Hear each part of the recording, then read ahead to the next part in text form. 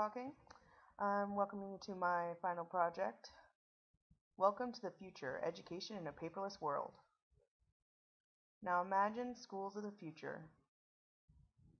As technology continues to improve, schools will have to improve their technology to keep up with the real world. Now soon, we're going to have tablets for every kid.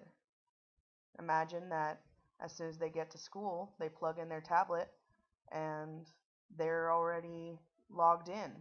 The teacher knows who's present just because of whose tablets are connected to her main computer.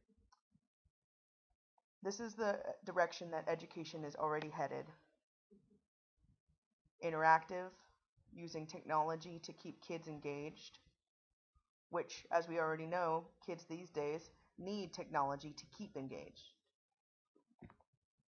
And if they have a screen in front of them, which is what they like to have, that shows exactly what the teacher wants them to see, then we are encouraging the kids using the same technology that they are inclined to use. Plus, the more interactive technology gets, the more things we will be able to teach them in a more interactive way.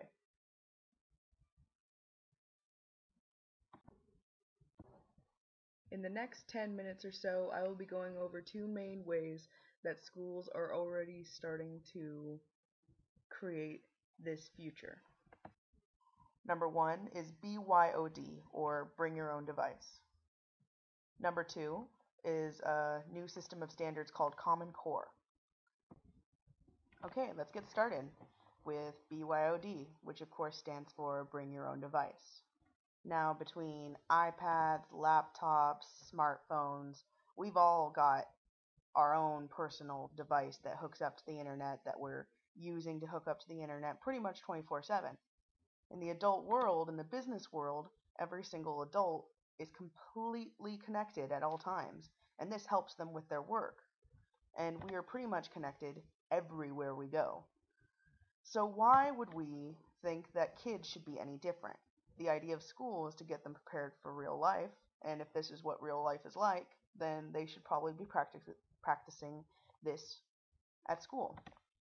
Now the question becomes whether or not schools should implement a BYOD policy or if they should just supply these devices to the students. Traditionally, there is an argument that schools should provide all school materials, and a lot of parents support that, of course, because they don't want to have to spend extra money, especially because the idea of public schools is that it's free and accessible to all people, no matter what their income level.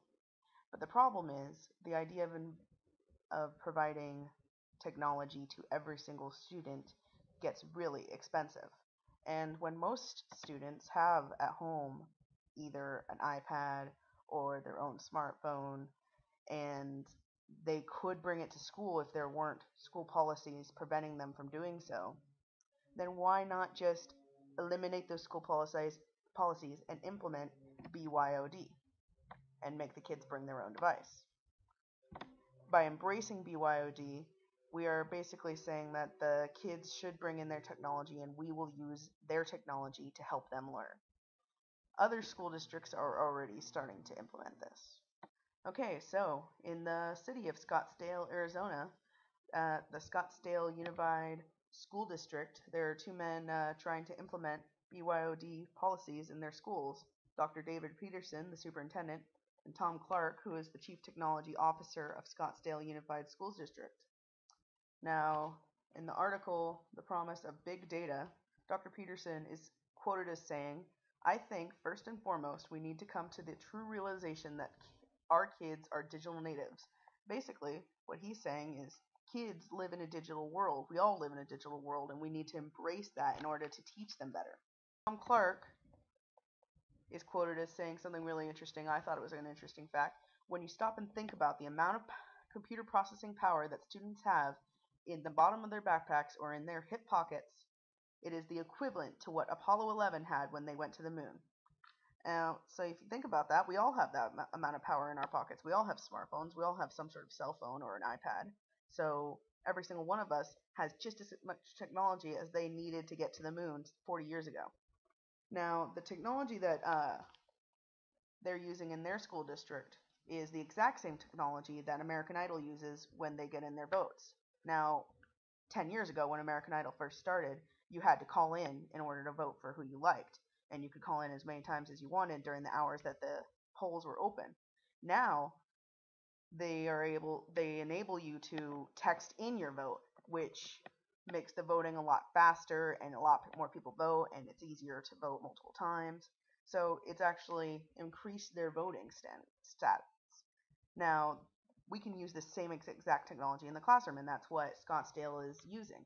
What they're doing is a teacher puts up a problem on the board, and all the kids get to text in their answer, and the teacher instantaneously knows what percentage of students got that question correct. Now, this is really useful for teachers. Now, think about how it used to be. They would have to do a lesson plan. They would have to implement homework or quizzes. They would have to collect the homework or quizzes and then grade them. And maybe a week later, after they gave these, they would know if the kids got the material or not. And by then, she or he, the teacher, might already be 2 lessons later. The brilliant thing about the instant vote, the teacher gets to know right away, right after that first daily problem on the board, how the kids are doing. She'll get a percentage of the kids who got the answer, and a percentage of kids who didn't get the answer, and even probably a percentage of kids who got close. And if over half the kids are getting it, then she can move on. If a bunch of the kids still don't get the concept, then the teacher has the option of retooling their lesson plan or retooling what they're going to cover that morning on the spot. And it's an amazing power for a teacher. Okay, about time that we move on to Common Core. And Common Core actually doesn't have anything to do with an Apple Core, but actually it's a new national standards. Basically, it's kind of like the Child Left Behind Act, and before that we just had, the ACT testing, and basically, there's always been standards. I mean, state standards is actually how they came up with IQ testing in order to put kids at the levels and figure out who was at an actual their grade level and who was below level and who belonged in a remedial class. So state standardized testing is nothing new. But the Common Core is brand new. Basically, teachers are still learning how to use it. I mean, there's still a lot of teachers who don't even know how to use it. And according to the Common Core State Standards website, the standards are designed to be robust and relevant to the real world, reflecting the knowledge and skills that our young people need for success in college and careers. With American students fully prepared for the future, our communities will be best positioned to compete successfully in the global economy. So basically, this is a reaction to the idea that apparently China, Japan, Germany, England, practically every other major country out there, even though we're technically the superpower, we are falling way behind when it comes to our students and their academic success. So this is an attempt to reformat the system in order to be more competitive globally. Now, basically, as far as I understand it, the Common Core is designed to change how students learn to fit the new world, the new digital world, the new technology that we have, which has already changed how kids think. So it used to be that teachers would help kids figure out how to get to an answer. And Common Core is more about how did we get to that answer, which is important in the technological world because most of the time how we get to our answers is we Google it or we look it up. And we want to think bigger ideas, bigger projects. Like when you're in a working world, you might get your basic information, your basic starting data from the internet and a culmination of what you already know, the numbers that you already know for your company, for example. But then you have to come together with other people from the workplace and work as a group to somehow get all this information together, make a project, and present it to your boss. That is a very typical real world situation, and we want our kids to be better prepared for that world. And right now they aren't, because we aren't teaching them those skills, those team building skills, those project skills, those thinking outside the box skills. Now, as I said, we are still figuring out how to utilize Common Core. So teachers all over the nation are still learning the Common Core standards, and we are actually not going to do the first Common Core state testing until the year 2014-2015. But this year is the building year. We're going to already start implementing lesson plans that are based on Common Core, and teachers are going to trainings to learn more about Common Core, and articles are being written all the time to share the different aspects of Common Core. Now, according to an article, Technology and Student Achievement, the Common Core is going to be based a lot on technology. They say the next generation of assessments is coming. Basically, they're referring to the new state testing that has to do with Common Core. And it says, and these assessments will demand a higher level of digital literacy than ever before to allow students to demonstrate mastery.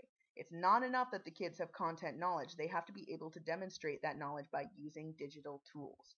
Now, this is just further reasoning as to why we need to up the technology levels in our classrooms. There are really rich school districts that might have the technology needed to take these assessments, but a lot of smaller school districts, my school district included, Guadalupe Union School District, do not have the resources yet, and we are scrambling to get those resources before we need them for Common Core standards. Also, according to Technology and Student Achievement, a student described as digitally literate can use these diverse technologies appropriately and effectively to get the information that they need, judge the quality of the information, interpret the results, and respect personal privacy. So basically, we need a much higher level of teaching kids how to use technology. We can no longer have these rules about not having technology in schools because we need to embrace it, and especially if we're going to step up to the standards of Common Core. Okay, we're getting close to the end here, so I'm just going to wrap it up with a few last thoughts. Basically, I call this because the future, the paperless future, because eventually everything's going to be digital. We're not going to have textbooks anymore. Paper takes up way too much space, files and all that jazz, and we're eventually going to have, everyone's going to have an e-reader of some sort, and all the books in the known universe, all the information you'll ever need will be accessible through tablets. So eventually we're not even going to have the printed word anymore. It actually makes me think of a section from one of my favorite authors, DJ MacHale, in his third book in the Pendragon series, called The Never War. Basically, the main character gets to visit future Earth, and he gets to visit the New York Library, one of the most iconic libraries in the world, like 2,000 or 3,000 years in the future. And a lot of things have changed, including the fact that there are no more real books. And his first impression of the New York Library after thousands of years was this. This was like no library I'd ever seen because, well, there were no books. Actually, I take that back. There was one book, but it was in the lobby of the building, encased in a heavy glass box like a museum exhibit. I figured this was a book that was here to remind people of the past and the way things used to be. As I walked over to it, I wondered what would be the one book chosen to take this place of honor. Was it a dictionary? A Bible? Maybe the complete works of Shakespeare? Green eggs and ham, Gunny said with surprise. What kind of doctor writes about green eggs and ham? Dr. Seuss, I answered with a big smile on my face. It's my favorite book of all time.